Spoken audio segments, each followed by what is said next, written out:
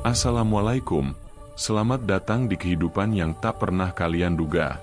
Bayangkan kalian memiliki warung kecil, berjuang setiap hari. Lalu, tiba-tiba warung sebelah yang sepi, dalam semalam jadi ramai luar biasa. Pelanggannya datang silih berganti, tapi ada sesuatu yang salah. Sangat salah. CCTV di sepanjang jalan itu canggih, merekap setiap detil. Kucing melintas, debu berterbangan, bahkan bayangan kalian sendiri. Tapi, ada satu hal yang tidak pernah terekam, wajah para pelanggan warung sebelah itu. Mereka seperti hantu yang hanya bisa dilihat olehku dan istriku. Dan malam ini, aku baru tahu kenapa. Pemilik warung sebelah itu mendatangiku, dengan senyum tipis, dan berkata, "Bukan rezekimu, Mas. Ini hasil perjanjianku. Mau ikut? Syaratnya cuma satu, pelayanan terbaik untuk pelanggan-pelangganku yang istimewa." Ini adalah kisah nyataku tentang pesugihan warung sebelah, yang merasa layani pelanggan namun tak terekam di CCTV. Kalian tidak akan bisa menebak bagaimana ini akan berakhir. Hai, para pencinta kisah misteri dan fenomena kehidupan nyata yang tak terpecahkan. Terima kasih telah meluangkan waktu berharga kalian di channel ini. Sebelum kita masuk ke dalam lorong gelap kisahku, aku butuh dukungan kalian. Jika kalian penasaran dan ingin channel ini terus menghadirkan kisah-kisah misteri terbaik, jangan lupa tekan tombol like, subscribe, dan nyalakan lonceng notifikasi. Dukungan kalian adalah semangat bagi kami untuk terus mencari dan menceritakan. Oh iya, biar makin akrab, tuliskan kota asal kalian di kolom komentar di bawah. Aku penasaran, dari seluruh penjuru Nusantara, siapa yang akan merasakan getirnya ceritaku hari ini? Sekarang, duduklah yang manis, persiapkan mental kalian, dan mari kita mulai perjalanan ini. Namaku Arif. 4 tahun yang lalu, aku dan istriku, Sari, memutuskan untuk mengabdikan sisa hidup kami pada warung makan kecil di pinggir jalan provinsi. Warung makan sederhana, begitu plangnya. Hasilnya, cukup untuk hidup, tidak lebih. Di sebelah kanan kami, ada warung kopi, Kopi Pahit, milik Pak Joko. Ramai biasa saja. Lalu, setahun lalu, warung di sebelah kiri kami yang lama kosong, dibeli oleh seorang lelaki yang menyebut dirinya Gunawan. Dia mendirikan warung nasi gurih Gan. Awalnya biasa baik saja. Bahkan kami sempat berbagi kue lebaran. Tapi, 3 bulan setelah pembukaan, keanehan mulai terasa. Suatu sore, langit mendung, warung kami sepi. Tapi, warung nasi gurih Gan ramai sekali. Setidaknya 5 motor terparkir. Yang aneh, suara dari sana hampir tak terdengar. Biasanya, kalau ramai, akan terdengar gelak tawa, piring berdentang, obrolan keras. Tapi dari warung Gunawan, hanya bisikan samar, seperti suara angin yang menggeretak daun kering. Istriku, Sari, yang sedang membereskan meja, mencolekku. "Mas, lihat nggak sih? Pelanggannya kok pakaiannya seragam? Kayak baju koko warna abu-abu semua." Aku mengamati. Benar, mereka duduk membelakangi kami, semua mengenakan koko abu-abu tua dan peci hitam. Tidak ada yang bercengkrama. Mereka hanya makan, dengan gerakan yang terlihat kaku. Seperti robot yang diisi program, makan nasi. Aku mencoba menghampiri, berpura-pura membuang sampah. Saat aku lewat di depan jendela warungnya, satu persatu kepala mereka menoleh ke arahku. Aku membeku. Wajah mereka biasa saja. Tapi ada sesuatu yang kosong di mata mereka. Bukan kosong seperti lelah, tapi kosong seperti sumur dalam di malam gelap, tanpa pantulan cahaya sedikit pun. Aku cepat-cepat masuk kembali. Keanehan itu berulang setiap Jumat malam dan Selasa malam. Ramai, tapi sunyi. Aku akhirnya memasang CCTV kecil di teras warungku, menghadap ke arah parkiran dan sedikit menangkap pintu masuk warung Gunawan. Malam Jumat berikutnya, saat ramai lagi, aku dan Sari memutuskan untuk menonton rekamannya di laptop. Jantung kami berdebar kencang. Rekaman menunjukkan parkiran depan warung Gan. Kosong. Tidak ada satu motor pun. Tapi, dari kaca jendela warungnya, terlihat bayangan orang-orang duduk di kursi. Bayangan itu bergerak, menyuap. Tapi di dunia nyata yang terekam CCTV, tidak ada apa-apa. Keringat dingin mengalir di punggungku. Mungkin CCTV kita rusak, Mas, bisik Sari, suaranya gemetar. Tapi CCTV merekam dengan sempurna mobil yang lewat, kucing yang lalu, bahkan nyala lampu warung kami. Aku memberanikan diri untuk menguji.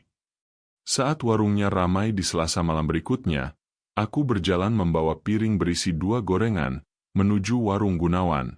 Bang Gan, ini ada gorengan, buat camilan.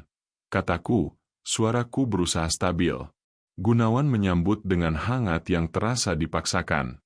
Wah, makasih banyak, Mas Arif. Di dalam warungnya, terlihat 5 lelaki dengan koko abu-abu duduk. Piring di depan mereka berisi nasi yang hampir habis. Aroma nasinya berbeda. Bukan aroma sedap, tapi seperti aroma tanah basah setelah hujan, dicampur dengan bau dupa yang samar. Saat aku menoleh ke arah pelanggan itu, salah satunya sedang mengangkat kepalanya. Mata kami bertemu. Dan di sana, aku melihat sesuatu yang membuat seluruh tubuhku merinding. Dia tersenyum. Senyuman tipis yang tidak sampai ke matanya yang tetap kosong. Senyuman itu seperti sebuah pengakuan, seperti dia tahu bahwa aku tahu. Aku langsung berpamitan. Malam itu, aku tidak bisa tidur. Apakah ini halusinasi? Apakah kami stres? Tapi 2 pasang mata tidak mungkin salah melihat hal yang sama. Dan CCTV itu adalah bukti nyata. Ada sesuatu yang sangat tidak beres dengan warung nasi gurih Gan dan pelanggan-pelanggannya yang misterius. Sari menggenggam tanganku erat. Mas, aku takut, katanya berbisik. Aku juga takut. Tapi lebih dari itu, rasa penasaranku membara. Ini bukan lagi soal persaingan bisnis. Ini sesuatu yang gelap, dan entah kenapa, rasanya itu sedang merayap perlahan mendekati warung kami. Kehidupan kami berubah menjadi pengamatan diam-diam. Aku mulai mencatat pola, Selasa malam dan Jumat malam, selalu ramai dengan pelanggan istimewa. Hari lain, warung Gunawan sepi, bahkan lebih sepi dari warung kami. Gunawan sendiri terlihat semakin berbeda. Wajahnya yang dulu ramah, kini sering terlihat pucat dan lesu. Matanya berkantung hitam, seperti orang yang tak pernah tidur nyenyak. Tapi anehnya, warungnya selalu bersih berkilat, lebih bersih dari warung manapun yang pernah aku lihat. Suatu pagi, aku melihat Gunawan sedang menyiram tanaman hias di pot depan warungnya. Tanaman itu subur sekali, daunnya hijau tua dan lebat, tapi aku tidak pernah melihatnya berbunga. Aku menyapanya. Subur banget tanamannya, Bang. Dia menoleh, senyumnya tipis dan datar. Iya, Mas. Dipupuk rutin. Lalu, tiba-tiba, matanya menatapku dalam-dalam. Mas Arif, rezeki warungnya masih biasa aja ya? Pertanyaannya seperti sambaran petir di siang bolong. Aku mengangguk kaku. Iya, Bang. Alhamdulillah cukup. Kalau mau lebih, harus berani cari cara lain, katanya, suaranya rendah, hampir seperti bisikan. Rezeki yang diberikan Tuhan itu ada jalannya masing-masing. Kadang, kita harus membuka pintu yang lain. Aku memilih diam, hanya mendengarkan. Dia mendekat selangkah. Aromanya kini selalu sama, seperti bunga melati dan kemenyan yang terbakar. Aku punya kenalan, Mas. Bisa bantu bikin usaha lancar. Tapi butuh komitmen. Butuh pelayanan maksimal. Pelayanan maksimal? Kayak gimana? Tanyaku, hati berdebar kencang. Pelanggan adalah raja, kan? Nah, pelanggan dari kenalan saya ini, mereka istimewa. Mereka butuh pelayanan yang istimewa pula. Ramah, senyum. Jangan sekali-kali menunjukkan ketidaksukaan atau ketakutan. Sajikan yang terbaik. Kalau kita melayani dengan hati tulus, mereka akan membalas dengan setimpal. Ucapannya terdengar normal, tapi setiap jedanya terasa berat dan penuh arti tersembunyi. Dan mereka tidak suka direkam. Tanyaku memberanikan diri, menatap CCTV kecilku. Gunawan tertawa pendek, tapi matanya tajam. Mereka itu pemalu, Mas. Enggak suka publikasi. Makanya, tolong, kalau malam-malam tertentu lihat warung saya ramai, maafkan saja kalau tidak ada suara. Mereka sedang menikmati privasi mereka. Percakapan itu membuatku semakin yakin bahwa ini bukan ilusi. Ada perjanjian yang dilakukan Gunawan. Pesugihan. Kata itu terus membayangi pikiranku, sesuatu yang selama ini hanya aku dengar dari cerita-cerita orang tua. Bukti lain muncul seminggu kemudian. Seorang pengamen buta tua yang biasa lewat di jalan itu, tiba-tiba berhenti tepat di depan warung nasi gurih Gan saat sedang sepi.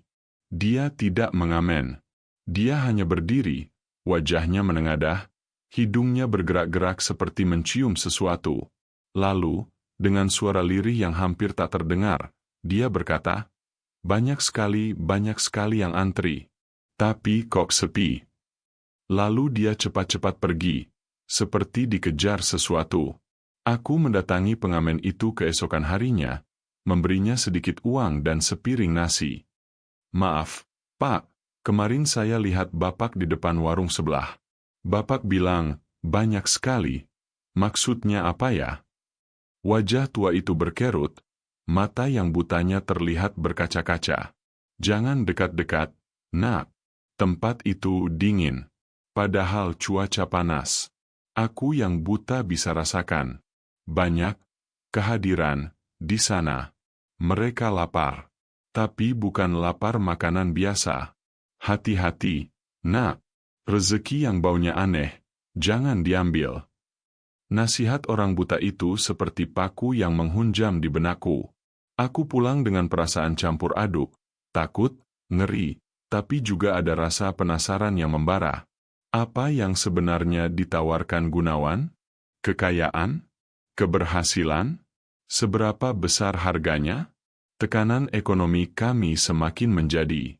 Tagihan listrik, air, sekolah anak, semuanya menumpuk. Sari semakin sering menangis diam-diam. Melihat istriku seperti itu, adalah siksaan terbesar bagiku. Dan di saat keputusasaan itu merayap, Gunawan datang dengan tawaran yang resminya. Itu terjadi di suatu senja. Warung kami kosong. Dia datang membawa sebuah rantang. Ini nasinya, buat Mas dan Bak Sari, katanya. Saat Sari masuk ke dapur, dia menatapku.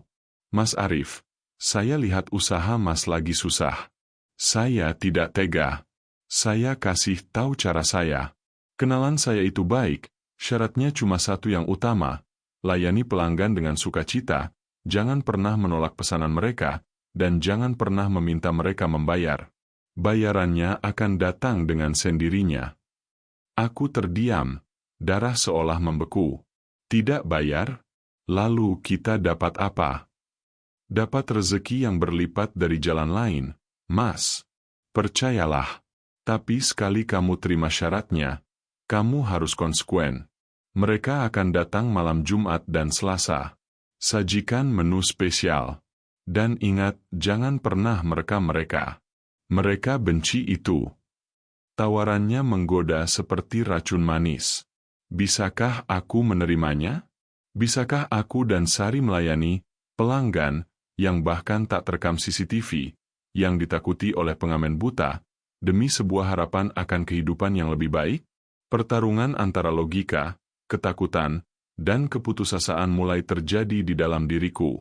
Dan aku tahu, keputusanku akan mengubah segalanya. Arif, dalam kondisi terdesak, akhirnya menerima tawaran Gunawan. Upacara sederhana diadakan, hanya doa dan menyalakan dupa di warung tutup. Gunawan memberikan bibit tanaman yang sama seperti miliknya sebagai penanda perjanjian. Malam pertama pelanggan, istimewa, datang ke warung sederhana. Arif dan Sari harus melayani dengan senyum dan keramahan palsu, padahal jantung mereka hampir melompat. Pelanggan memesan nasi putih biasa dengan garam. Mereka makan dengan lahap, tetapi meninggalkan bau tanah dan suasana dingin. Keesokan harinya, keajaiban terjadi. Seorang pejabat daerah, iseng, mampir dan memesan catering besar untuk acara dinas, sesuatu yang tak pernah terjadi. Rezeki itu persis seperti janji. Tapi Sari mulai menarik diri, sering termenung. Tanaman, penanda, itu tumbuh subur dengan cepat, daunnya menghitam. Rezeki terus mengalir, tapi kebahagiaan tidak. Suasana rumah jadi dingin dan senyap. Sari sakit-sakitan, selalu lemah. Pelanggan, istimewa, mulai berubah sikap. Mereka mulai memesan hal-hal aneh. Nasi yang dibakar separuh, air minum dalam gelas penuh tapi harus disajikan setengah, DLL. Setiap kesalahan kecil, seperti senyuman yang kurang lebar, membuat mereka diam mengamati dengan tatapan yang lebih kosong dari sebelumnya. Suatu malam, setelah melayani, Arif melihat salah satu pelanggan itu menyiram sisa air minumnya ke pot tanaman, penanda. Tanaman itu seketika berbunga, bunga berwarna merah tua, dengan bentuk seperti mulut yang terbuka. Bau busuk yang samar tercium. Arif panik dan menemui Gunawan, yang kini terlihat sangat kurus. Itu tandanya mereka makin senang, kata Gunawan dengan mata berapi-api. Tapi ingat, kita cuma pelayan. Jangan tanya, layani saja. Arif mulai merasa ini bukan sekadar pelayanan, tapi sebuah ritual pemujaan yang mereka jalankan tanpa sadar. Puncak masalah terjadi saat salah satu pelanggan membawa teman barunya, seorang wanita dengan aura sangat dingin. Wanita itu memesan nasi yang dimasak dengan air mata. Arif dan Sari tentu tidak bisa memenuhi. Mereka hanya bisa menyajikan nasi putih dengan lauk terbaik sambil terus tersenyum dan memohon dalam hati. Wanita itu marah, tanpa suara. Suasana warung berubah sangat mencekam. Esok harinya, rezeki besar datang tapi disertai musibah. Mobil Arif rusak parah tanpa sebab, dokumen penting hilang, dan Sari pingsan. Mereka menyadari, setiap rezeki besar, ada harga yang dipotong dari kehidupan mereka. Kebahagiaan, kesehatan, ketenangan. Hubungan mereka retak. Arif mencari pengamen buta itu lagi, tapi dia sudah meninggalkan kota. Seorang ustadz yang tidak sengaja lewat menegur. Nak, warungmu sepi tapi berat auranya. Kamu jual apa di sini? Pertanyaan itu menjadi pukulan telak bagi Arif. Arif memutuskan untuk berhenti. Dia memberitahu Gunawan. Gunawan ketakutan dan marah. Kita tidak bisa berhenti. Mereka akan marah. Lihat aku. Gunawan menunjukkan betapa kurus dan tuanya dirinya, padahal usianya masih muda. Arif bersikeras. Malam Jumat terakhir, dia dan Sari, yang sudah sedikit pulih setelah Arif buang tanaman, penanda, dengan ritual sederhana tolak bala, memutuskan untuk melayani dengan keikhlasan yang sebenarnya. Mereka berdoa sebelum berjualan, memohon perlindungan. Saat pelanggan, istimewa, datang, Arif berkata lantang, "Selamat datang. Kami layani dengan tulus, tapi ini terakhir kalinya. Kami mengembalikan semua rezeki yang tidak halal. Kami memilih berjuang dengan cara kami." Suasana hening mencekam. Para pelanggan itu hanya duduk, lalu satu persatu berubah wujud menjadi bayangan panjang yang merayap keluar warung, menuju warung Gunawan. Keesokan paginya, warung nasi gurih gan tutup selamanya. Gunawan hilang. Di warungnya, hanya ditemukan tanaman-tanaman subur dengan bunga merah tua yang sudah layu dan berbau busuk. Rezeki Arif dan Sari kembali seperti semula, sederhana. Tapi kebahagiaan dan ketenangan perlahan kembali. Mereka belajar bahwa pelayanan terbaik bukan pada senyuman palsu kepada kekuatan gelap, tetapi pada kejujuran dan keberanian memilih jalan yang benar, sekalipun itu berat. Dan begitulah, teman-teman, kisah nyata dari hidupku yang paling kelam. Warung sederhana kami masih berdiri sampai hari ini. Masih sepi, masih pas-pasan, Tapi kami tidur nyenyak. Kami tidak lagi takut pada hari Selasa atau Jumat. CCTV kami masih berfungsi, dan kini hanya merekam hal-hal biasa, angin yang berhembus, pelanggan kami yang sesungguhnya, dan senyuman tulus istriku. Pesan moral dari semua ini sangat dalam. Tidak ada kesuksesan instan yang tanpa harga. Setiap pintu rezeki yang berbau mistis dan meminta kita mengorbankan integritas, ketenangan, atau kebahagiaan asli kita, adalah jalan buntu. Kekayaan sejati bukan hanya pada materi, tetapi pada hati yang tenang, hubungan yang hangat, dan keberanian untuk hidup jujur dengan usaha sendiri. Pelayanan terbaik, yang sebenarnya adalah kepada pelanggan yang nyata, dengan hati yang tulus, bukan kepada ilusi yang menjanjikan dunia. Jika kalian sedang berjuang, tetaplah kuat. Percayalah, perjuangan yang halal dan jujur, hasilnya mungkin lambat, tapi ia membangun karakter dan ketenangan yang tidak bisa dibeli dengan semua harta dunia. Hati-hati dengan tawaran yang terlalu indah, karena setan pun bisa datang dengan senyuman dan janji kemudahan.